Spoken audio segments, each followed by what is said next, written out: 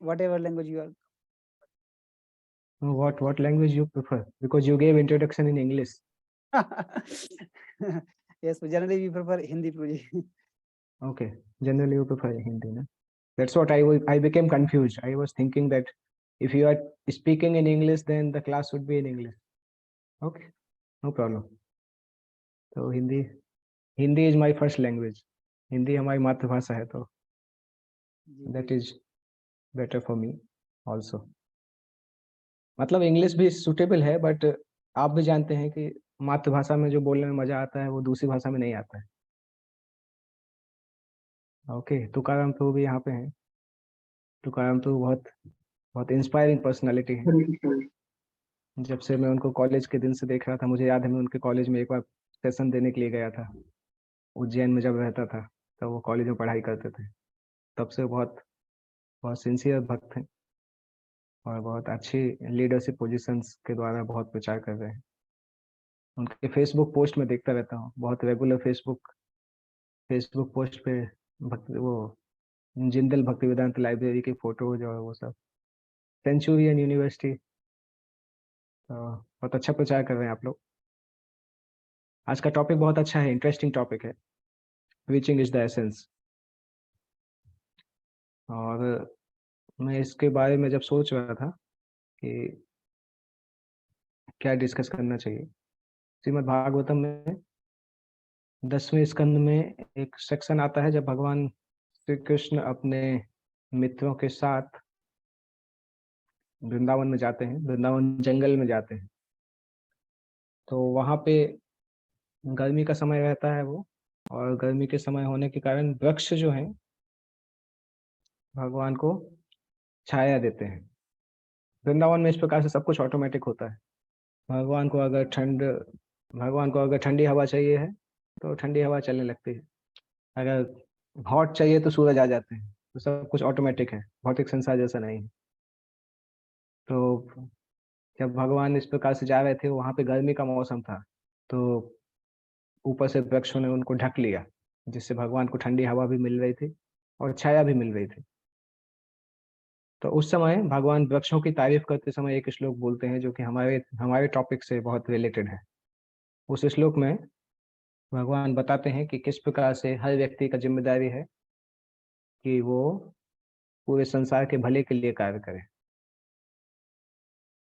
ये श्लोक बहुत फेमस श्लोक है और श्री प्रभुपाद जी के एक शिष्य हैं, आप सभी जानते हैं, श्रीमान जसोमती नंदन प्रभु थे, मतलब जिन्होंने इस्कॉन गुजरात को इनॉग्रेट किया. उनका ये फेवरेट श्लोक है. उनसे जब पूछा था तो उन्होंने बोला था पूरा भागवतम चैतन्य चरितामृत में उनको ये सबसे फेवरेट श्लोक लगता है. और वो श्लोक इसके बारे में बताता है. वो श्लोक है 10वें स्कंद के 22वें अध्याय का 35वां श्लोक. मैं जस्ट उस श्लोक को पढ़ूंगा, उसके अनुवाद को पढ़ूंगा, फिर हम डिस्कस करते हैं. Guruji, ये you श्लोक इस can प्रकार share से है. also. Guruji, you can share also. I अच्छा, have made you co-host also. Yes, Guruji. Okay, You can share. Yeah. This is the श्लोक. ये वो श्लोक है, भगवान श्री कृष्ण वृंदावन में गए हैं और एक्चुअली भगवान वृक्ष की तारीफ करते हैं, और वृक्ष की तारीफ करते करते ये श्लोक साथ में बोलते हैं. एतावत् जन्म साफल्यम देहिनाम इह देहिषु प्राणेर अर्थे धिया वाचा श्रेय आचरणम सदा. तो भगवान बता रहे हैं, it is the duty of every living being to perform welfare activities for the benefit of others with his life, wealth, intelligence and words. भगवान बताते हैं कि किस प्रकार से जिसने भी मनुष्य जीवन प्राप्त किया है, एक्चुअली एवरी लिविंग बीइंग का मतलब केवल मनुष्य जीवन नहीं होता है, बट हम समझ सकते हैं कि मनुष्य जीवन के अलावा प्रचार करना इतना आसान नहीं है, क्योंकि जानवर लोग किस प्रकार से प्रचार करेंगे वो मुझे भी नहीं पता है. पर तो ह्यूमन बीइंग मतलब जो भी मनुष्य हैं, जिनको मनुष्य शरीर मिला है, उनकी ये ड्यूटी है कि पूरे संसार का, पूरे अर्थ प्लेनेट में जितने भी लिविंग बीइंग है सबका भला करें. और किस प्रकार से भगवान 4 कैटेगरी भी बता रहे हैं किस तरह से आप संसार का भला कर सकते हैं. उसमें है, he should perform welfare activities for the benefit of others with his life. Life मतलब अपना जीवन या most of the life. Second आता है वेल्थ, थर्ड आता है इंटेलिजेंस, और फोर्थ आता है वर्ड्स। तो ये चारों बहुत अच्छी कैटेगरी है। अगर इन चारों को हम डिस्कस करना चाहें तो बहुत समय इसका डिस्कशन हो सकता है कि सबसे पहले तो ये प्रश्न आता है कि वेलफेयर एक्टिविटी करने की आवश्यकता क्यों है।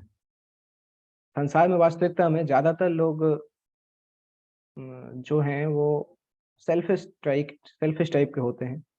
उनको केवल अपना जीवन चलता रहे। मेजर लोग ये होते हैं कि अपना जीवन चलता रहे। उनसे जो थोड़े ज्यादा अच्छे होते हैं वो अपनी फैमिली के बारे में सोचते हैं। तो मेजर पॉपुलेशन इन्हीं दो प्रकार के लोगों से होती है। मैं बोलूंगा 99% लोग इसी तरह से होते हैं कि उनका जीवन बस चलता रहे, बाकी और कुछ आवश्यकता नहीं है। बहुत कम लोगों के मन में यह ख्याल आता है कि दूसरे का कुछ भला करना चाहिए।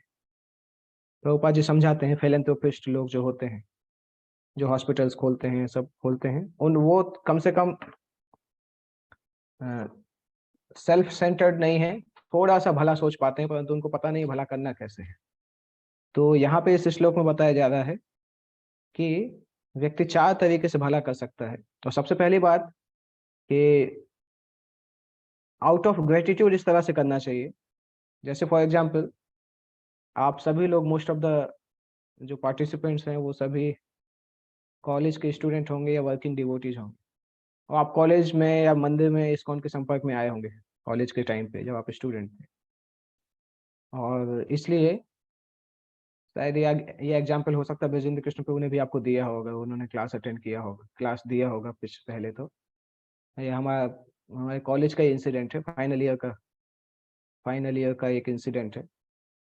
शायद नए साल का समय था या नए साल के आगे पीछे का कुछ समय था। तो हम लोग फाइनल ईयर में मंगल आरती करते थे अपने हॉस्टल में। और एक दिन जब हम सुबह उठे तो मेरा जो कॉरिडोर था उससे जब मैं बाहर निकला तो संभव उस समय चप्पल मैं नहीं पहना था। तो मैंने देखा पूरे के पूरे कॉरिडोर में छोटे छोटे कांच के टुकड़े डले हुए थे। बहुत सारी बॉटल्स तोड़ी गई थी क्योंकि उसके एक रात पहले वहां पे पार्टी हुई थी। तो जब मैंने देखा हल्का सा कांच मुझे लगा, फिर मैंने चप्पल पहन लिया।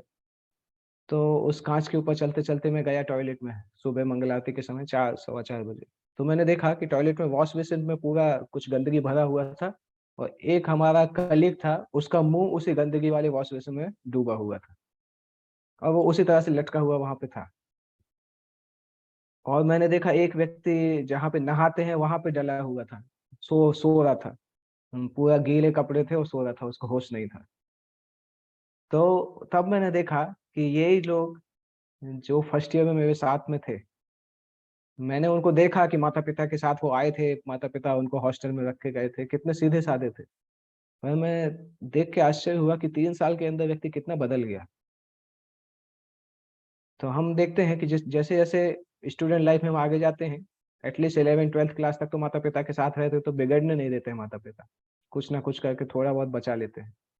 और जब पहली बार माता पिता से दूर बच्चा जाता है तब उसको पूरी फ्रीडम मिल जाती है, उसको भी खुशी रहती है कि अभी मुझे कोई रोकने वाला नहीं है। तो वो 3, 4 साल जो है ना वो बच्चे के पूरे जीवन को विनाश कर देते हैं। इंजीनियरिंग मेडिकल डिग्री लेने के साथ साथ वो पाप, हर प्रकार के पाप करना सीख जाता है। जैसे हमारे कॉलेज में इंटरनेशनल स्टूडेंट्स थे, तो हमारे हॉस्टल के आसपास कुत्ते नहीं बचे थे। हमें भी अचरज होता था क्यों कुत्ते खत्म हो गए हैं, क्योंकि चाइना के कुछ बच्चे रहते थे। चाइना के लोग जहाँ रहते हैं वहां से कुत्ते गायब होना चालू हो जाते हैं। तो कितना एनिमल सिविलाइजेशन था। हम लोग जाते थे तो अचरज होता था। फिर एक बार मैंने देखा भी कि कैसे वो लोग कुत्ते को पकड़ते हैं। तो एक व्यक्ति कुत्ते को डरा के किसी रूम के अंदर भेजता है, और रूम के अंदर दूसरा व्यक्ति चाकू लेके खड़ा रहता है। इस तरह से वो कैसे करते थे, कितना डिग्रेडेड एटमॉस्फेयर है।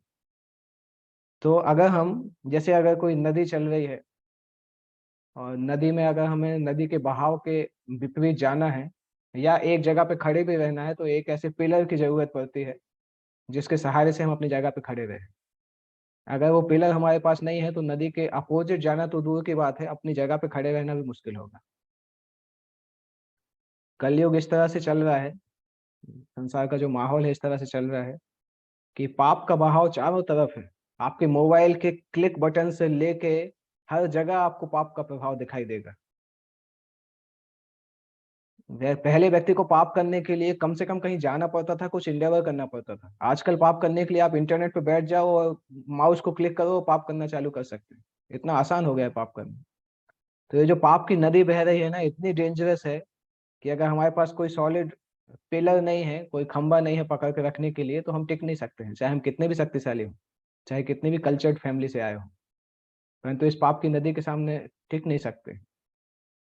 तो अगर हम प्रचार नहीं करेंगे, इवेंचुअली अगर हमें ये मैसेज मिला है और हम प्रचार नहीं करेंगे, तो इवेंचुअली हम अपने सामने देखेंगे जिन लोगों को हम प्रेम करते थे वो किस तरह से पाप में डूब गए।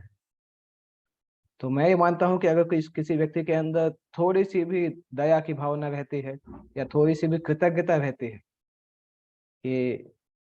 कि हाँ, इस मैसेज से मुझे फायदा हुआ, तो इसके लिए नेचुरल होता है कि वो उस दया का प्रयोग करेगा इसी मैसेज को आगे ले जाने के लिए। हम ऐसा नहीं बोलते हैं कि हर व्यक्ति जाके अमोघ लीला प्रभु बन पाएगा, कि एक ही व्यक्ति हर लाखों लोगों को कन्विंस कर सकता है, परंतु प्रभुपाद समझाते थे कि हर प्रकार की चिड़िया होती हैं। कुछ कुछ पक्षी होते हैं जो 2-5 फीट तक ही जा पाते हैं, मुर्गी के जैसे। एक फ्लोर के ऊपर चढ़ गए तो बहुत बड़ी बात है। कुछ कुछ पक्षी होते हैं, मक्खी मच्छर होते हैं। कुछ कुछ और पक्षी होते हैं जो कि 10-15 किलोमीटर तक जा सकते हैं। कुछ और पक्षी भी होते हैं जो कि गिद्ध जैसे होते हैं, एक स्टेट से दूसरे स्टेट जा सकते हैं। कुछ और पक्षी होते हैं जो एक देश से दूसरे देश जाते हैं। इसी तरह से कुछ पक्षी होते हैं जो एक प्लेनेट से दूसरे प्लेनेट भी चले जाते हैं। तो इसी तरह से कुछ कुछ प्रचारक हैं, अमोघ लीला प्रभु जैसे प्रचारक हैं, प्रभुपाद जैसे हैं, प्रभुपाद के जो शिष्य हैं वो लोग लाखों को टारगेट करेंगे। कुछ कुछ लोग हैं जो हजारों को कर सकते हैं। कुछ कुछ लोग हैं जो हंड्रेड्स को कर सकते हैं। कुछ कुछ लोग 5-10 को कर सकते हैं। पर एटलीस्ट हम अपने आप को तो कर ही सकते हैं प्रचार। उतना तो सभी कर सकते हैं, उससे छोटे तो कोई नहीं है। जैसे मच्छर से छोटा तो और कोई नहीं होता होगा, तो अगर हम अपने आप को मच्छर भी समझे तो एटलीस्ट अपने आप को प्रचार कर सकते हैं। इतना तो होना चाहिए, इतना दया का भाव होना चाहिए। आई एम श्योर आप सभी लोग अगर देखें तो अपने अपने आसपास के स्टूडेंट्स को देखा होगा, आसपास के कलीग्स को, किस प्रकार से पाप उनके जीवन में आता है और उनका जो चाइल्डहुड का जो इनोसेंस है वो खत्म हो जाता है इसी पीरियड में, कॉलेज पीरियड में। कॉलेज फर्स्ट ईयर से फाइनल ईयर तक आप जाएंगे तो आपको एक अच्छा खासा संस्कारी व्यक्ति आपको पतित होता हुआ दिख जाएगा 4 साल के अंदर। तो अगर हमें थोड़ा सा भी दया की फीलिंग है और थोड़ा सा भी ग्रेटिट्यूड है कि हमें ये मैसेज मिला जिसके कारण से हमारी जिंदगी बच पाई, तो हमें प्रचार करना होगा। इसलिए श्री भक्ति सिद्धांत सरस्वती ठाकुर बताते हुए थे कि प्राण आछे यार से हेतु प्रचार। अगर किसी के अंदर प्राण होगा तो प्रचार करेगा।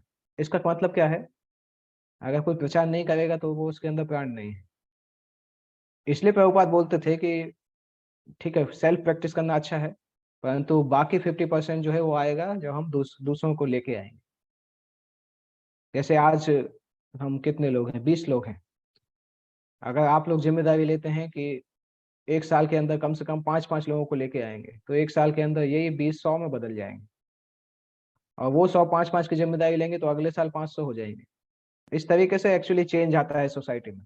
एक बार में हम नहीं सोच सकते हैं कि एकदम से हम 10,000 लोगों को लेके आ पाएंगे, वो प्रैक्टिकल भी नहीं हो सकता है। परंतु अगर आप सभी अपने वॉलंटियर्स को या स्टूडेंट्स को बोलें कि आप संडे प्रोग्राम में आ रहे हैं, केवल एक बच्चे को लेके आइए, एक महीने में 3-4 नए बच्चों को लेके आइए, इतना टारगेट कोई भी पूरा कर सकता है। तो आप अगर यही केवल टारगेट देते रहेंगे तो आप देखेंगे 2-3 साल में IYF आपका 5-10 गुना बढ़ जाएगा, लोगों का नंबर जो है। तो इसको बोला जाता है इन स्मॉल इंक्रीमेंटल चेंज। बहुत बहुत सारी चीजें बदलना कई बार हमारे बस में नहीं होता है, परंतु छोटे छोटे स्टेप्स लेने से हम देखते हैं एक समय आता है जब वो स्टेप्स बहुत बड़े लेवल पे दिखाई देता है। So that should be our planning, strategic planning उस तरह से होना चाहिए कि कौन से स्टेप ले सकें जिससे कि हम उस दिशा में जा सकें। कॉर्पोरेट की भाषा में उसको बोला जाता है लीड मेजर्स। लीड मेजर्स मतलब, एक एग्जांपल से समझाता हूँ। जैसे हमने बुक डिस्ट्रीब्यूशन का टारगेट लिया, और हमने टारगेट लिया कि बुक डिस्ट्रीब्यूशन को हमें 30% बढ़ाना है एक महीने या 2 महीने के अंदर। तो उसके लिए हमें क्या क्या करना होगा? ये मान लो हमने टारगेट लिया कि हमारा 1,000 बुक हम डिस्ट्रीब्यूट करते थे, अभी उसको 1,500 बुक डिस्ट्रीब्यूट करना है। तो उसके लिए लीड मेजर हमें लेना होगा कि हम हर दिन कम से कम 15 लोगों को जाके मिलेंगे, कम से कम 15 घरों में नॉक करेंगे, इतना हम एक लीड मेजर ले सकते हैं। तो इस प्रकार के बहुत सारे ऐसे ऐसे बीच के स्टेप्स होंगे, छोटे छोटे स्टेप, जिसको लेने से फाइनली आपका जो ऑब्जेक्टिव है 1500 बुक्स का, वो पूरा हो जाएगा। तो प्रीचिंग में भी हमें देखना है कि मैं किस अवस्था में हूँ, और उस अवस्था में मुझे कौन सा स्टेप लेना चाहिए। अगर हम इंस्पिरेशन लेना चाहते हैं प्रीचिंग के लिए, तो बेस्ट इंस्पिरेशन प्रभुपाद की लाइफ है, कि किस प्रकार से प्रभुपाद अमेरिका जाने के बाद प्रभुपाद एक बहुत फेमस हुए। उनको बहुत लक्ष्मी भी मिला, बहुत प्रचार भी हुआ, परंतु बहुत सारे भक्तों को उनके अमेरिका के पहले की लाइफ पता नहीं होती है। भारत में प्रभुपाद ने जो प्रचार का प्रयास किया, और इस तरह से प्रयास किया कि अगर हम उनकी जगह पे होते तो हम रिटायर होके बैठ जाते, फ्रस्ट्रेट होके बैठ जाते। परंतु प्रभुपाद इस तरह से अनलिमिटेड एनर्जेटिक थे कि किसी भी अवस्था में उनको कभी कुछ ऐसा होता ही नहीं था, हार मानने की कोई कोई वो नहीं था। क्योंकि जैसे हम देखते हैं, प्रभुपाद ने एक लेटर लिखा था अपने गुरु जी को, अपने स्पिरिचुअल मास्टर भक्ति सिद्धांत सरस्वती ठाकुर को, कि आपके आपके साथ आपके ब्रह्मचारी और सन्यासी शिष्य रहते हैं, और मैं तो गृहस्थ हूँ, तो उन लोगों को आपका सेवा का बहुत मौका मिलता है, परंतु मुझे मौका नहीं मिलता है। तो आप मैं बताइए, आप मुझे आज्ञा दीजिए कि मैं आपकी कैसे सेवा कर सकता हूँ। और उनके स्पिरिचुअल मास्टर ने प्रभुपाद को 13 दिसंबर 1936 को लेटर लिखा था। उस लेटर में उन्होंने वो ही इंस्ट्रक्शन दिया था जो उन्होंने पहली मीटिंग में दिया था। उन्होंने बोला था, you will do great good for your self and for the world if you kindly preach this message in English language in the western countries. अगर आप पाश्चात्य देशों में ये आध्यात्मिक ज्ञान को, कृष्णा कॉन्शियसनेस को अगर आप प्रचार करोगे, तो आप अपने लिए भी बहुत अच्छा करोगे और संसार के लिए भी बहुत अच्छा करोगे। ये प्रभुपाद का लास्ट कन्वर्सेशन था अपने स्पिरिचुअल मास्टर के साथ। उसके बाद 31 दिसंबर की रात में, या 1 जनवरी का मॉर्निंग, अर्ली मॉर्निंग में हम बोल सकते हैं, भक्ति सिद्धांत सरस्वती ठाकुर गोलोक धाम चले गए। और जब से प्रभुपाद ने इंस्ट्रक्शन सुना था, तब से प्रभुपाद सोच रहे थे कि मैं किस प्रकार से प्रचार करूंगा। और इवेंचुअली प्रभुपाद ने देखा कि गौड़ी मठ में कुछ कुछ प्रॉब्लम्स चल रही थी और वो यूनाइटली प्रचार नहीं कर पा रहे थे। तो प्रभुपाद ने अपना प्रीचिंग कंटिन्यू किया। और हम देखते हैं, जब सेकेंड वर्ल्ड वॉर आया था, दूसरा विश्व युद्ध जब चालू हुआ था, Prabhupada magazine, back to Godhead magazine print करना चालू किए थे। तो उस समय पेपर की प्राइस एकाएक से बढ़ गई थी। जैसे अभी हम देख रहे हैं ना, यूक्रेन वॉर के कारण पेपर की प्राइस कितनी बढ़ गई है। भगवत गीता, सारी सारी पुस्तकें कितनी महंगी हो गई। तो 1944 में जब प्रभुपाद ने एक एडिशन निकाला बैक टू गॉडहेड का, और सेकंड एडिशन के लिए जब पेपर खरीदने के लिए गए, तो उनको मना कर दिया। गवर्नमेंट ऑफ इंडिया ने पेपर सेल करने से मना किए थे। प्रिंटिंग के लिए केवल नेसेसरी चीजों के लिए पेपर मिलते थे। तो प्रभुपाद ने बैक टू गॉडहेड मैगजीन में एक टॉपिक इसीलिए लिखा था कि जरूर किसी को पता ही नहीं कि एक्चुअल में जरूरी काम क्या है। लड़ाई के लिए पेपर प्रिंट करने में कोई समस्या नहीं है, परंतु जिस चीज से लड़ाई रुकेगी उसके लिए पेपर प्रिंट करने के लिए कोई तैयार नहीं। इवेंचुअली प्रभुपाद को पेपर फिर मिले, फिर उन्होंने मैगजीन किया, प्रिंट भी किया, और फिर कुछ समय तक किया, कुछ उसके बाद नहीं कर पाए। तो उस समय हम देखते हैं कि प्रभुपाद का एक unique unique area of interest था, कि वो उनके गुरु से जो उनको मिला था वो बताना चाहते थे किसी भी कीमत पे। और ये चीज प्रभुपाद के साथ वाले कई लोगों ने नोट की। जैसे प्रभुपाद उस समय गृहस्थ आश्रम में थे, तो प्रभुपाद एक ब्रह्मचारी को साथ में ले जाते थे जब प्रचार करने जाते थे। इवन कोलकाता में भी जब रहते थे, तो एक ब्रह्मचारी को साथ में लेके जाते थे, और ब्रह्मचारी मृदंग अच्छा बजाते थे। प्रभुपाद बोलते थे, देखो तुम्हारी ड्रेस को देख के लोगों को बहुत श्रद्धा आएगी, क्योंकि भारत में लोग सैफरन को देख के बहुत इज्जत करते हैं। तो प्रभुपाद ने बोला, आप ऐसा करना, आप व्यासासन बैठना, मैं पहले ऑडियंस में बैठूंगा, आप जय राधा माधव करना, कीर्तन करना, उसके बाद मैं साइड बदल के आपके बगल में बैठ जाऊंगा और फिर मैं क्लास दूंगा। इस तरीके से हम टीम बनाते हैं, आप कीर्तन करो, मैं क्लास देता हूँ। वो ब्रह्मचारी भी मान गए, वो सीधे साधे ब्रह्मचारी थे। तो प्रभुपाद इस प्रकार से उनको प्रचार में लेके जाते थे। हाँ, ये कोलकाता की बात है। और कोलकाता में एक बार एक घटना हुई थी, जब, जैसे अगर हमें लगता है ना कि हम बेस बनाते हैं, परंतु इस्कॉन की हिस्ट्री में पहला बेस प्रभुपाद ने खुद ही बनाया था। उनके घर का फर्स्ट फ्लोर जो था, प्रभुपाद ने गौड़ी मठ को दे दिया था। गौड़ी मठ के ब्रह्मचारी वहां पे आके रहते थे, लोगों को सिखाते थे, प्रीचिंग करते थे। प्रभुपाद और उनकी फैमिली ग्राउंड फ्लोर पे रहते थे, और गौड़ी मठ के ब्रह्मचारी और सन्यासी फर्स्ट फ्लोर पे आके रहते थे। तो प्रभुपाद फर्स्ट बेस प्रभुपाद ने डिजाइन किया था। तो वहां पे एक घटना हुई थी जिससे पता चला था कि प्रभुपाद प्रीचिंग को कितना चाहते थे, उनके नस नस में, ब्लड में प्रीचिंग था एक्चुअली। उस घटना में क्या था, वहां पे संस्कृत पढ़ा रहे थे प्रभुपाद के एक गॉड ब्रदर डोल गोविंद शास्त्री, वहां पे संस्कृत की शिक्षा दे रहे थे। और जब क्लास खत्म हुई तो वो आके बाहर निकले, तो फर्स्ट फ्लोर से ग्राउंड फ्लोर तक आने के बीच में जो सीढ़ियां थी, वहां पे प्रभुपाद बैठ के जप कर रहे थे, माला कर रहे थे। और डोल गोविंद शास्त्री साथ में आके बैठ गए, प्रभुपाद के बगल में आके बैठे। और प्रभुपाद के बगल में आके बैठ के उन्होंने प्रभुपाद से पूछा, क्योंकि दोनों मित्र थे, तो उन्होंने प्रभुपाद के सामने बोला, एक्चुअली चैतन्य महाप्रभु ने बोला है, पृथ्वी थे आच जातो नगरादि ग्राम।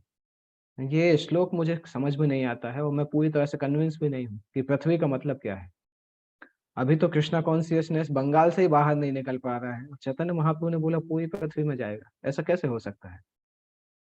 तो उन्होंने सोचा शायद पृथ्वी का मतलब हो सकता है बंगाल हो, या हो सकता पृथ्वी का मतलब भारत हो। पर वो प्रभुपाद चूंकि उनके मित्र थे, तो उन्होंने अपनी भावनाएं प्रभुपाद को बताई कि ये श्लोक के ऊपर मुझे पूरा कन्विक्शन नहीं आता है, भगवान ने बोला है तो होगा, तो परंतु मैं समझ नहीं पाता हूँ कि कैसे होगा। तो प्रभुपाद ने कुछ बोला नहीं, माला करते रहे, माला कर रहे थे।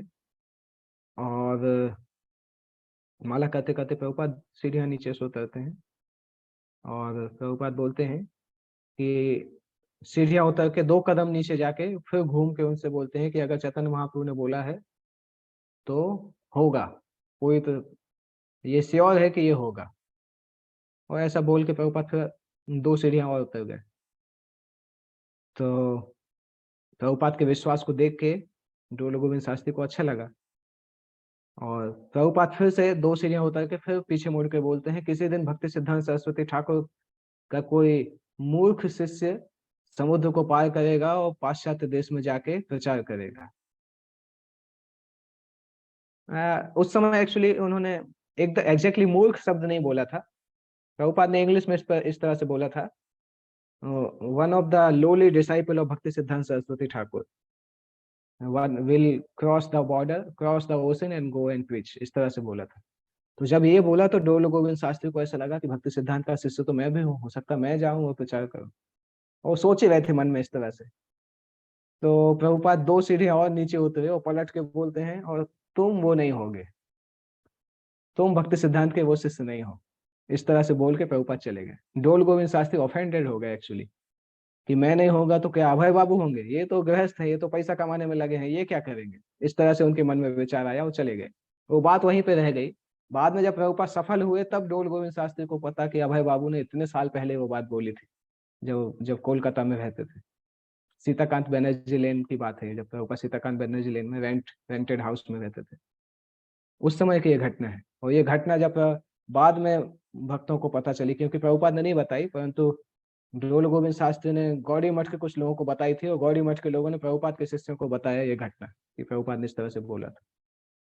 दैट मीन्स जब प्रभुपाद गृहस्थ आश्रम में थे तब भी उनको पता था कि एक दिन आएगा जब मुझे समुद्र पार करके इस मैसेज को लेके अमेरिका जाना है। तो भगवान का जो विजन था वो प्रभुपाद प्रभुपाद का उसका जो फुलफिल करने का प्लान था, इसलिए प्रभुपाद का जो स्पेसिफिक ये रोल था, इसलिए उनको हम सेनापति भक्त के रूप में जानते हैं। क्योंकि बहुत सारे आचार्य तो आए संप्रदाय के अंदर, और सारे आचार्यों का अपना अपना कंट्रीब्यूशन है, परंतु सारे आचार्यों का कंट्रीब्यूशन में प्रभुपाद का कंट्रीब्यूशन यूनिक है।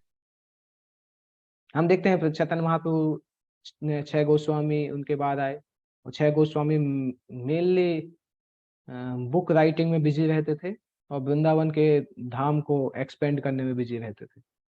उसके बाद जो आचार्य आए वो आचार्य भजनानंदी भी थे, और शास्त्रों को ऑब्वियसली सभी आचार्यों ने लिखा और भजन करते थे। और जब सफिशिएंट लिटरेचर आ गए उसके बाद भगवान ने भक्ति विनोद ठाकुर को भेजा, और भक्ति विनोद ठाकुर ने ब्लूप्रिंट्स दिया। उसके बाद उस ब्लूप्रिंट के द्वारा भक्ति सिद्धांत सरस्वती ठाकुर ने ऑर्गेनाइजेशन बनाया, और उस ऑर्गेनाइजेशनल प्रिंसिपल को प्रभुपाद ने ले जाके पूरी दुनिया में उसको फैला दिया। तो ये 3 आचार्य जो हैं ये प्रचार के लिए बहुत इंपॉर्टेंट है, श्रील प्रभुपाद, श्रील भक्ति सिद्धांत सरस्वती ठाकुर एंड श्रील भक्ति विनोद ठाकुर। तो अभी जब प्रभुपाद जब 1950-51 के लगभग जब प्रभुपाद का बिजनेस धीरे धीरे डाउन होने लगा था। तो प्रभुपाद एक बार गए थे मथुरा में अपने गॉड ब्रदर से मिलने के लिए, भक्ति प्रज्ञान केशव महाराज। 1951 के बिगनिंग की बात है। और जाते जाते मथुरा जाने के पहले झांसी में एक दिन के लिए रुके थे कुछ बिजनेस के काम से। तो झांसी में जब वो गए थे तो सीपी बाजार के आसपास जब वो मॉर्निंग वॉक कर रहे थे, तब उन्होंने भारती भवन की बिल्डिंग देखी। और भारती भवन की बिल्डिंग देखते ही साथ प्रभुपाद जब अंदर गए और वहां पे जाके देखा कि अंदर क्या क्या है, तो 15 मिनट के अंदर प्रभुपाद ने सारा प्लान बना लिया। ये बिल्डिंग बहुत अच्छी है, इस रूम में हम ब्रह्मचारी को रोकेंगे, ये हमारा टेम्पल रूम रहेगा, यहाँ पे किचन करेंगे, यहाँ पे ऑल्टर रखेंगे, और यहाँ पे भक्ति सिद्धांत का फोटो रखेंगे, और इन जब जब संडे को लोग आएंगे तो उनको कहाँ बिठाएंगे। 15 मिनट के अंदर अभी पता ही नहीं है कि बिल्डिंग का मालिक कौन है, और प्रभुपाद के दिमाग में प्लान बन गया कि हाँ ये हमारा पहला सेंटर होने वाला है। इवेंचुअली वो सेंटर मिल भी गया, परंतु उसमें मिस्टेक क्या हुआ कि लीगल पेपर पे काम नहीं हो पाया, सब कुछ रिलेशनशिप के आधार पे था। क्योंकि जो ट्रस्टी थे उन्होंने बोला कि आप करिए, ये तो अच्छा काम है, इसके लिए हम दे देते हैं। और जब प्रभुपाद ने मांगा कि हमें लीगल पेपर दीजिए, तो उन्होंने बोला ठीक है दे देंगे, हम कुछ समय में दे देंगे। परंतु वो कुछ समय कभी आ नहीं पाया, उस कारण से इवेंचुअली वो जगह को छोड़ना पड़ा। परंतु प्रभुपाद ने उस झांसी में जब इनॉग्रेशन किया था, तो पहला प्रोग्राम किया था, बहुत सक्सेस मिली थी। कई लोग आए थे, हर कई 500 के लगभग लोगों ने अटेंड किया था। प्रभुपाद ने लेक्चर भी दिया, आरती हुआ, कीर्तन हुआ। और उस समय भी प्रभुपाद के एक शिष्य थे आचार्य प्रभाकर नाम से, प्रभाकर शास्त्री उनका नाम था। आचार्य प्रभाकर, प्रभुपाद ने उनको दीक्षा दिया था। तो प्रभुपाद उनको लेके जाते थे साथ में, क्योंकि वो लोकल व्यक्ति थे। और प्रभुपाद की आदत थी, आचार्य प्रभाकर एक इंटरव्यू में बताते हैं कि प्रभुपाद की एक आदत थी कि भले ही वो कितने भी थके हों, परंतु अगर आपने उनसे कृष्ण के बारे में कुछ पूछ लिया तो फिर इतना वो बताएंगे कि आप थक जाएंगे सुनते सुनते। प्रभुपाद बॉडीली लिमिट से बाहर चले जाते थे, अगर उनको प्रचार का मौका मिलता था तो फिर उनकी बॉडीली लिमिट्स खत्म हो जाते थे, क्योंकि वो कृष्ण को इतना प्रेम करते थे कि वो बाय बाय डिफॉल्ट वो कृष्ण को ग्लोरीफाई करना चाहते थे। तो ये अगर कोई प्रचार करता है, दैट मीन्स वो कृष्ण का इतना प्रेमी है। जैसे हम किस व्यक्ति का नाम हमेशा बोलते हैं, जो हमारे दिमाग में हमेशा रहता है वही हमारे मुंह से हमेशा निकलता है।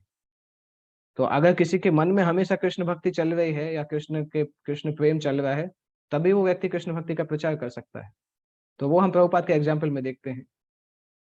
और इवेंचुअली झांसी में प्रचार जब सफल होने लगा, तब फिर धीरे से ऐसा हुआ कि कुछ कुछ कॉन्स्पिरेसी हुई, क्योंकि एक एक महिला लीडर थी, उनको वो जगह पसंद आई। तो उन्होंने प्रभुपाद से बोला, तो प्रभुपाद ने तो मना कर दिया, और प्रभुपाद ने समझाया पर वो नहीं समझी। पर फिर जो ट्रस्टी थे जिनके साथ प्रभुपाद ने ये जगह ली थी, जिनसे बात करके, उन ट्रस्टी को उस महिला ने प्रेशराइज करना चालू किया, क्योंकि उन ट्रस्टी का कुछ रेस्टोरेंट का बिजनेस भी था, और टॉकीज टॉकीज नहीं, रेस्टोरेंट का शायद था, या कुछ था ऐसा उनका बिजनेस। तो उन्होंने बोला कि आपके बिजनेस का लाइसेंस रद्द कर देंगे अगर आपने वो जगह हमें नहीं दी। तो फिर ये जो ट्रस्टी थे ये प्रभुपाद को परेशान करने लगे, और प्रभुपाद से बोला कि 5,000 रुपये आप दीजिए, तब हम आपको देंगे। आप सोच सकते हैं 1951 और 52 में 5,000 रुपये की क्या कीमत थी। प्रभुपाद ने अपने बिजनेस में जाके देखा, कुछ पैसा नहीं था। लखनऊ की फैक्ट्री में जब देखा तो वहां का सारा सब उनका सेक्रेटरी नौकर चोरी करके ले गया था। प्रभुपाद अपने घर गए तो घर वाले प्रभुपाद को बोलते हैं कि अभी तुम जाओ मत, घर में भी पैसा नहीं है, झांसी झांसी जाना छोड़ दो। तो फाइनली ऐसा हुआ कि प्रभुपाद 5,000 रुपये अरेंज नहीं कर पाए, और वो जगह प्रभुपाद के यहाँ से चली गई। उसको प्रभुपाद ने स्वीकार किया, और फिर प्रभुपाद ने बोला कि अभी मैं गौड़ी मठ के अंदर में करूंगा। तो भक्ति प्रज्ञान केशव महाराज के मठ में जाते हैं, और वहां पे जाके प्रभुपाद रहना चालू करते हैं। और हम देखते हैं वो लाइफ ऑफ स्ट्रगल था, प्रभुपाद के लिए जीवन का स्ट्रगल पीरियड था। क्योंकि वहां पे रहे, फिर दिल्ली में जब प्रभुपाद आते हैं तो दिल्ली में उनके साथ बहुत मिसबिहेव होता है। उनके गॉड ब्रदर के एक मठ में जाते हैं, तो वो गॉड ब्रदर उनके साथ बहुत मिसबिहेव करते हैं। और हम देखते हैं प्रभुपाद के जीवन का सबसे स्ट्रगल टाइम था। उस समय प्रभुपाद ने उस गॉड ब्रदर को लेटर लिखा था कि मैं लोगों से मिलने जाता हूँ, मेरे दोनों धोती कुर्ते एकदम फटे हुए हैं, तो कम से कम मुझे मठ के पैसे में से धोती कुर्ते तो दिला दो। दैट मीन्स हम समझ सकते हैं उस समय प्रभुपाद के पास इतना पैसा भी नहीं था कि धोती कुर्ता खरीद सकते थे। और भोजन भी प्रभुपाद का कुछ फिक्स नहीं था कि कभी दिन में एक बार खाते थे, कभी 2 दिन में एक बार खाते थे। और जब उनसे पूछा जाए तो बोलते थे कि मैं अगर खाऊंगा तो फिर बुक का प्रिंटिंग कैसे करूंगा। तो अपने खाने को कॉम्प्रोमाइज करके प्रभुपाद बुक का प्रिंटिंग करते थे।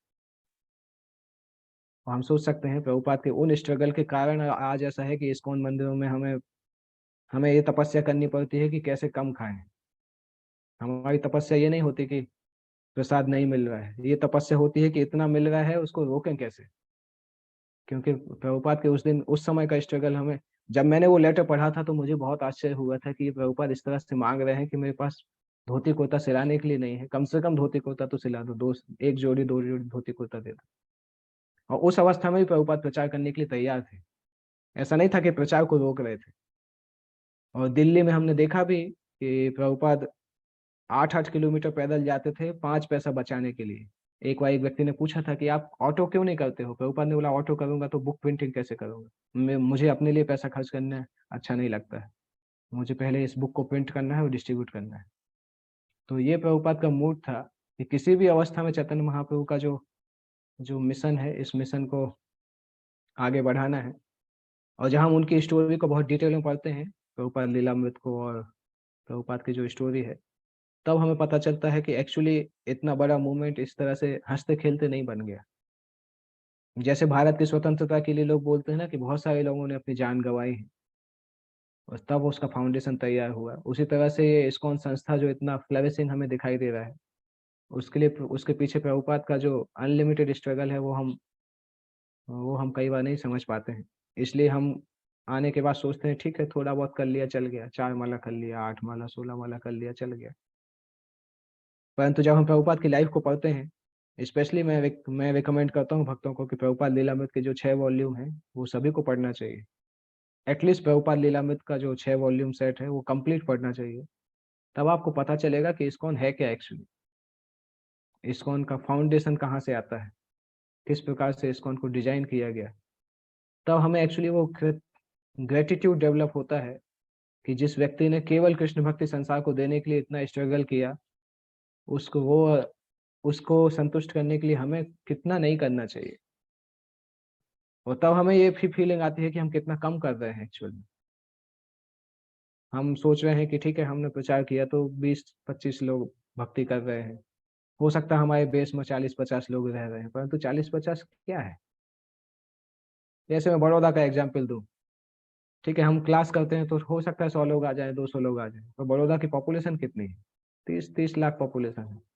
30 लाख में से अगर हमारे पास 5,000 लोग भी हैं तो हमने कितना परसेंट प्रचार किया, कुछ नहीं किया, केवल स्क्रैप किया है ऊपर से। तो एक्चुअल में प्रचार अनलिमिटेड है और हम उसको नहीं कर पा रहे हैं। उसके पीछे कारण हो सकता है कि मैन पावर की कमी है या हमारे अंदर स्पिरिट की कमी है, बट कुछ तो है। ऐसे भुवनेश्वर में आप देखें, भुवनेश्वर का पॉपुलेशन कितना है,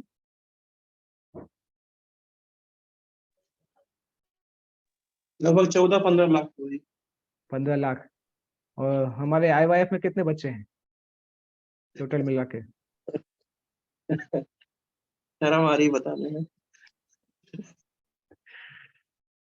नहीं जितने भी हों, परंतु अगर 15 लाख से कंपेयर करेंगे तो बहुत कम परसेंटेज निकलेगा। एक बार राधे श्याम प्रभु ने एक्चुअली राधानाथ महाराज से पूछा था कि महाराज पूना में हम बहुत अच्छा प्रचार कर रहे हैं, 6-7 हजार लोग हो गए हैं। तो महाराज ने उनको यही क्वेश्चन पूछा था, पूना में कितने लोग रहते हैं। तो राधे श्याम प्रभु ने बोला महाराज 40-50 लाख की पॉपुलेशन है। तो फिर महाराज ने बोला इतनी पॉपुलेशन में तुमने 6,000-7,000 भक्त बनाए तो क्या किया है, अभी आपने पूना को स्क्रैच भी नहीं किया है ठीक से, और आप बोल रहे हैं कि हाँ अच्छा प्रचार हो गया। एक्चुअली प्रचार तब होना चाहिए जब लोगों को दिखने लगे कि हाँ चारों तरफ जहाँ रास्ते में जाओ वहाँ पे इस्कॉन के लोग भक्त कीर्तन करते दिख रहे हैं, जहाँ जाओ वहाँ पे भक्ति वेदांत लाइब्रेरी खुली हुई है। भुवनेश्वर के चारों कोने में 5-6-8-10 भक्ति वेदांत लाइब्रेरी चल रहे हैं। तो तब कुछ लगेगा कि हाँ कुछ हुआ। प्रभुपाद एक सॉन्ग में लिखते हैं कि प्रचार इस तरह से करो कि प्रचार की जो आवाज है वो ब्रह्मांड भेद के दूसरी तरफ चली जाए। इतना हरे कृष्ण कीर्तन करो कि पूरे ब्रह्मांड को भेद के दूसरे ब्रह्मांड में सुनाई देने लगे, तब कुछ लगेगा कि हाँ प्रचार हुआ। तो हमारा टारगेट बहुत बड़ा है और बहुत सारे लोगों का सहयोग की जरूरत है और हर व्यक्ति को अपना 100% देने की भी जरूरत है। अगर 100% नहीं दे सकते हैं तो प्रहलाद महाराज बोलते हैं money is sweeter than Honey. व्यक्ति को कई बार अपनी लाइफ से भी ज्यादा कीमती लगता है पैसा। तो अगर हम लाइफ नहीं दे पा रहे हैं टाइम की कमी के कारण या जैसे भी, तो प्रयास करना चाहिए कि हम जो जिस मेहनत से कुछ लक्ष्मी कमा रहे हैं उसके द्वारा हम कंट्रीब्यूट कर सकें, कि किस प्रकार से ये मैसेज युवाओं को जा सके। जैसे हम प्रयास कर सकते हैं बुक्स के, जो नॉर्मली मैंने जो देखा यूथ के को अगर हम बुक्स देते हैं तो उसको हमें स्पॉन्सरशिप की जरूरत पड़ती है, क्योंकि यूथ्स के पास नॉर्मली उतना लक्ष्मी नहीं होता, क्योंकि खुद कमाने के लिए नहीं होते, माता पिता उनको सस्टेन करते हैं। तो अगर कोई लक्ष्मी को स्पॉन्सर करना चाहता है तो बुक्स की प्राइजेस कम करने के लिए स्पॉन्सर कर सकता है। बेस में जो प्रोग्राम होते हैं उसको स्पॉन्सर, उसके प्रसाद को स्पॉन्सर किया जा सकता है। बहुत सारे तरीके हैं। अगर लाइफ हम दे सकते हैं तब बहुत अच्छा है। जो भी लाइफ देना चाहते हैं तो काराम प्रभु से कांटेक्ट कर सकते हैं। तो बहुत अच्छा है अगर कोई लाइफ देना चाहता है। और लाइफ अगर फुल टाइम नहीं दे पा रहे हैं तो प्राण के बाद आता है अर्थ। अर्थ मतलब फाइनेंस, क्योंकि कोई भी ऑर्गेनाइजेशन या कोई भी प्रचार को बढ़ाने के लिए इसकी आवश्यकता तो होती है, फाइनेंस की आवश्यकता होती है। और फाइनेंस जब हम देते हैं तो इफेक्टिवली यूटिलाइज होता है। बेस्ट यूटिलाइजेशन कृष्ण भक्ति में ही होता है फाइनेंस का। तो अगर हम वो देंगे तो बहुत अच्छा है। अगर वो नहीं हो पाता है तो धिया, धिया का मतलब होता है बुद्धि। एटलीस्ट बुद्धि हम सभी लोग दे सकते हैं। आप अपनी बुद्धि को भगवान की सेवा में लगा सकते हैं। जब आप भगवत गीता खुद पढ़ते हैं, भगवत गीता या शास्त्रों को पढ़ते हैं, तो आपकी बुद्धि भगवान की सेवा में लगती है। और जब आपको कोई व्यक्ति मिलता है और आप उसको कृष्ण भक्ति के बारे में बताते हैं, और जब वो आपसे चैलेंजिंग क्वेश्चन करता है या क्वेश्चन करता है, तो उस क्वेश्चन को आंसर करने में जो आप बुद्धि लगाते हैं वो बुद्धि शुद्ध हो जाती है, क्योंकि वो बुद्धि भगवत सेवा के लिए लगा रहे हैं, भगवान की वाणी का प्रचार के लिए लगा रहे हैं। तो अपनी बुद्धि को लगा सकते हैं। बुद्धि को लगाना सबके बस में है, सभी बहुत अच्छे से प्रयास कर सकते हैं। जैसे मैं आपको एक स्टोरी सुनाऊंगा। हमारे एक जूनियर थे, आप जो जो ब्रह्मचारी हैं वो जानते होंगे, सर्वात्म प्रभु। हम लोग जब मैं जब NIT भोपाल में फाइनल ईयर में था तो वो सेकेंड ईयर में थे, सर्वात्म प्रभु। और बहुत एंथुजियास्टिक प्रचारक थे। उनका क्या एक आइडिया था, एक्चुअली वो स्टोरी मुझे हमेशा याद रहती है, क्योंकि उतनी हंसी आई थी सुन के मुझे, उन्होंने जब बताई थी। वो हम लोग सेकेंड ईयर हॉस्टल में रहते थे। वो सेकेंड ईयर हॉस्टल में उनको एक रूम मिला था हॉस्टल के किनारे में, बड़ा रूम था वो। तो सुबह जब से उठते थे माला करते थे, और मंगल आरती आरती जब वो करते थे तो पूरा रूम का दरवाजा खोल के करते थे और जोर जोर से करते थे। तो मैं एक बार उनसे मिला, मैंने पूछा सर्वात्म प्रभु आप गेट खुला रहता है, इतने जोर जोर से कीर्तन करते हैं, कोई कुछ बोलता नहीं है, आप ये बीच विंग में रहते हैं। तो उन्होंने बोला एक्चुअली प्रभु ये तो प्रचार का बहुत अच्छा तरीका है। कोई पूछने के लिए आता है कि तुम क्या कर रहे हो, तो मैं दरवाजा बंद करके उसको बिठा लेता हूँ, और उसको बिठा के पूरा बताता हूँ, फिर उसको माला कराने के बाद ही बाहर छोड़ता हूँ। तो ऐसा करते करते उन्होंने बहुत भक्त बनाए। उसमें क्या फायदा होता था, जो दुष्ट लोग रहते थे धीरे धीरे समझ गए कि इसके रूम के आसपास जाना ही नहीं है, नहीं तो पकड़ लेगा। और जो अच्छे लोग थे, भक्ति करना चाहते थे, वो उनके पास जाके सीखने लगे। तो उनसे मैंने ये सीखा कि attack is the best form of defence. अगर आप अपनी कृष्ण भक्ति का प्रचार करने में इतने एक्सपर्ट हो गए कि कोई ने आपकी अगर हंसी उड़ाई, तो आप उसको तुरंत वहीं पे प्रचार करना चालू कर दो। अगली बार से श्योर है कि हंसी नहीं उड़ाएगा, वो सामने भी नहीं पड़ेगा। बोलेंगे अभी ये पकड़ लेगा तो बहुत टाइम वेस्ट करेगा। तो सिंसियर लोग ही आपके सामने आएंगे, और जो दुष्ट लोग हैं वो यहाँ वहां से निकल जाएंगे। तो इस तरह से प्रचार किस प्रकार से इफेक्टिवली किया जाए, उसमें बुद्धि लगाना बुद्धि को शुद्ध करता है। जितना हम उसमें बुद्धि लगाएंगे उतना हमारी इंटेलिजेंस प्यूरिफाई होगी। तो वो एक सेकंड पार्ट है, प्राण अर्थ धिया। थर्ड पार्ट है प्राण अर्थ धिया वाचा। एक्चुअली धिया और वाचा दोनों एक साथ यूज होता है, क्योंकि जब आप इंटेलिजेंस यूज करेंगे तो वाणी के द्वारा भी कृष्ण भक्ति का प्रचार करेंगे। वाणी के द्वारा प्रचार करना हम सभी चाहते हैं और करना चाहिए। शास्त्रों को अच्छे से पढ़िए और भक्तों से अच्छे से सीखिए, और कृष्ण भक्ति को के बारे में बताइए। अगर आप किसी साइंटिस्ट से मिलते हैं तो उसके लैंग्वेज में बताइए, अगर किसी मेडिकल डॉक्टर से मिलते हैं तो उसकी लैंग्वेज में बताइए, किसी इंजीनियर से मिलते हैं तो इंजीनियर की लैंग्वेज में बताइए। तो अपनी बुद्धि को अगर उस तरह से, जैसे आप पता नहीं आप लोग कितने लोगों को पता है, ये डिस्कवर योरसेल्फ जो राधे श्यामपुर ने बनाया है प्राइमरीली इंजीनियरिंग के लिए है। इसी को देख के बीजे मेडिकल कॉलेज में एक 6 सेशन बनाया गया था, वो प्राइमरीली मेडिकल के लिए है।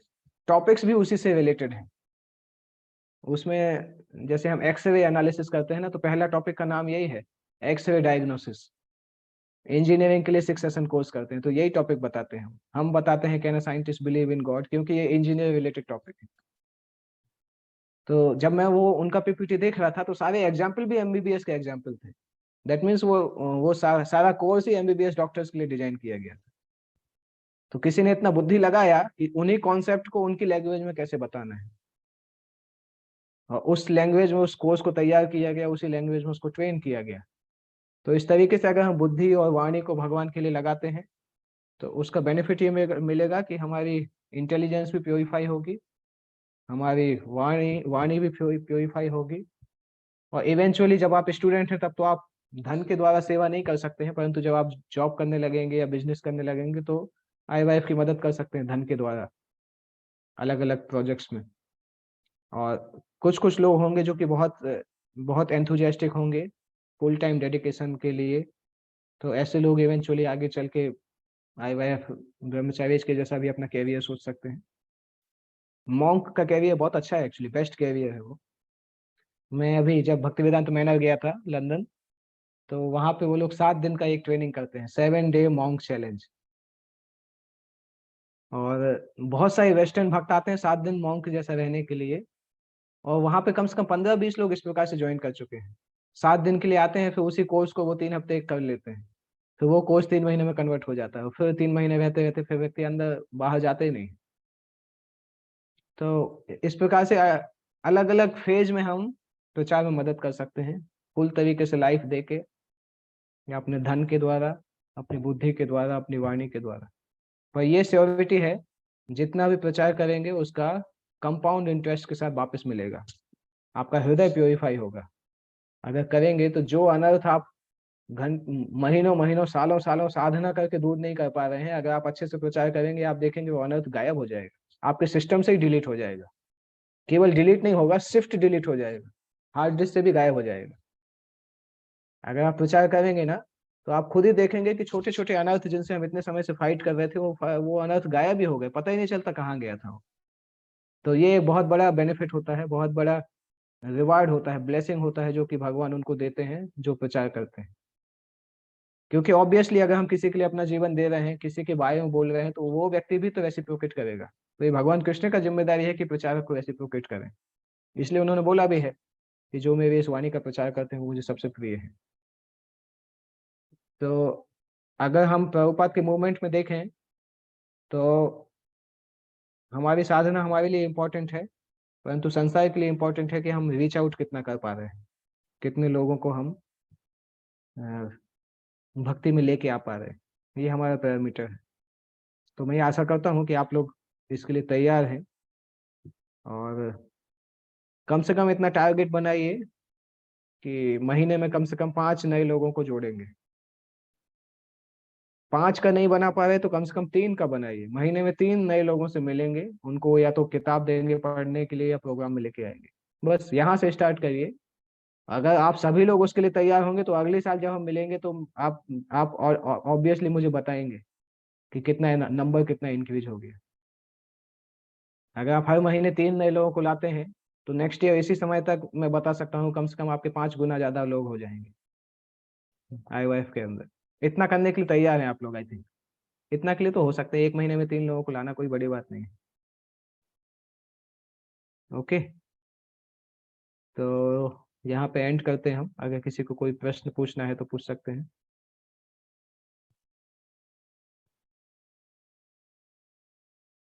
कोई कमेंट है या कोई प्रश्न है तो पूछ सकते हैं। प्रमोद प्रभु। हरे कृष्ण प्रभु जी, दंडवत प्रणाम प्रभु जी। यस प्रभु। प्रभु जी मेरा ये पर्सनल है, जो कि योगा से है, जो स्पिरिचुअल एक्टिविटी है रिलेटेड की, वो कौन सा एक बात हमें ध्यान रखना चाहिए प्रभु जी की जिससे कि साधना ना चाहकर भी ना छूटे वो, साधना चाहकर भी ना ना चाह छूटे वो, चाह कर भी ना छूटे। Yes. hate now. ऐसा कौन सा पॉइंट हमें याद रखना चाहिए कि साधना चाह कर भी ना छूटे? Okay, very nice question. एक बहुत इंपॉर्टेंट पॉइंट है, अगर आप वो इम्प्लीमेंट करेंगे तो साधना चाह के भी नहीं छूटेगी। कोई एक भक्त को इतना अधिकार दे दीजिए कि जब भी आप साधना नहीं करें तो वो आपको डिसिप्लिन कर सके, आपको दंड दे सके। बस अगर इतना कर पाएंगे तो साधना कभी नहीं छूटेगी। मेजोरिटी हमारी साधना छूटती है क्योंकि हम किसी भक्त को इतना अधिकार नहीं देते हैं। जैसे छोटे में मम्मी को अधिकार दिया था ना कि थोड़े यहाँ वहां गए तो मम्मी थप्पड़ मार देती थी। किसी भक्त को अधिकार देना होगा, जब भी हम डिविएट होते हैं, साधना नहीं करते हैं, तो उस भक्त को इतना अधिकार है कि हमें पकड़ के वापस लेके आ पाए। बस इतना अगर दे देंगे तो फिर छूटने वाली नहीं। ओके, जी प्रभु, thank you so much. Hare Krishna.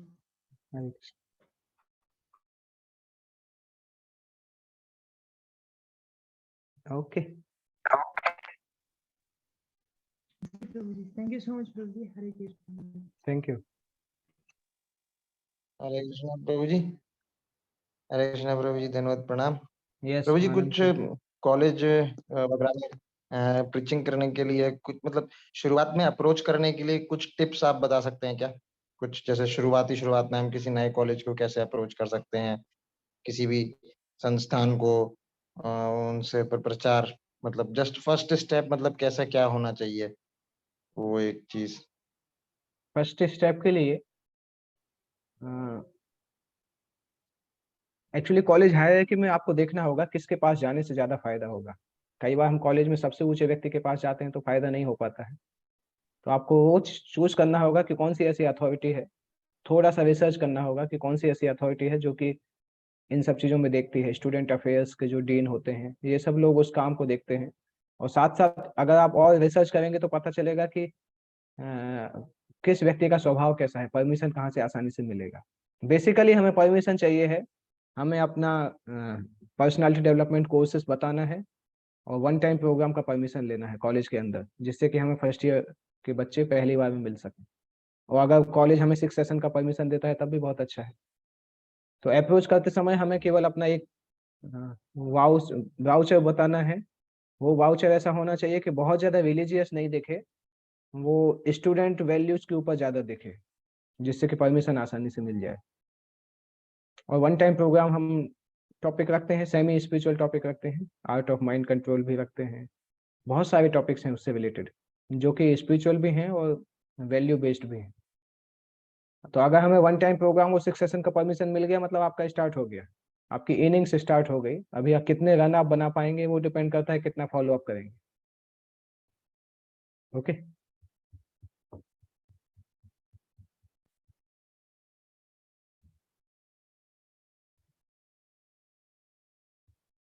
okay, I hope this answers the question.